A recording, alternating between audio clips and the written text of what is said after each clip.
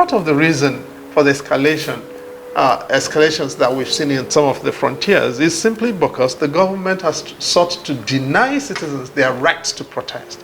My assessment is that citizens are still aggravated, partly because of the arrogance of politicians. And our politicians have not learned humility. The fact that you can rig an election does not make you an emperor over us. To exceptionalize itself as beyond protest or being protested against, and to somehow delegitimize the entitlements that are in our constitution, and that is entirely condemnable.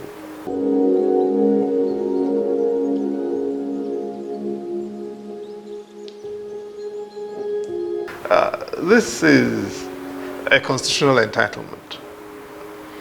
You know, citizens have a right to protest. And actually it goes beyond that. Citizens have a right to withdraw habitual obedience to government when government no longer serves their purpose. But all citizens are doing at the moment is to protest, or to express their displeasure at government and the failure of senior politicians who are running government to listen and to advert to their concerns and try and show seriousness in addressing those concerns. And it's entirely within the ballpark. And you know, protests are what they are. You know, sometimes things may not go as planned or as expected. On all sides, politicians can say rubbish, like my good friend and classmate, the Senate President, who sat in front of me, 2 rows in front of me in the law school.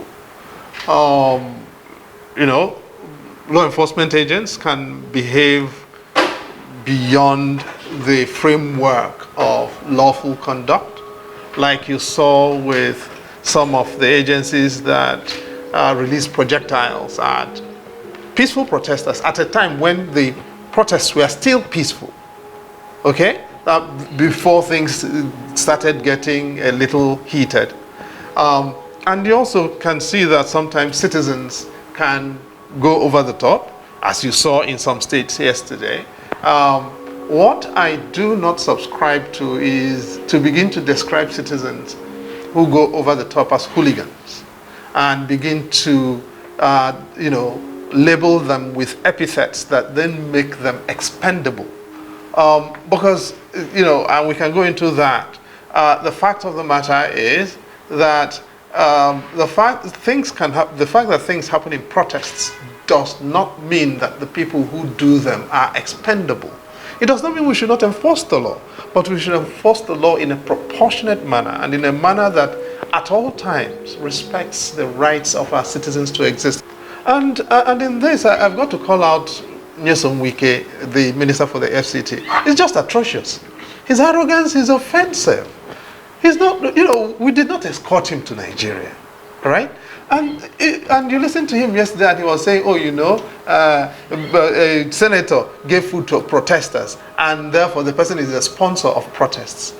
In 2012, Tinubu served food to people in Ganifa Emi Park in Lagos. What did that make him? A criminal?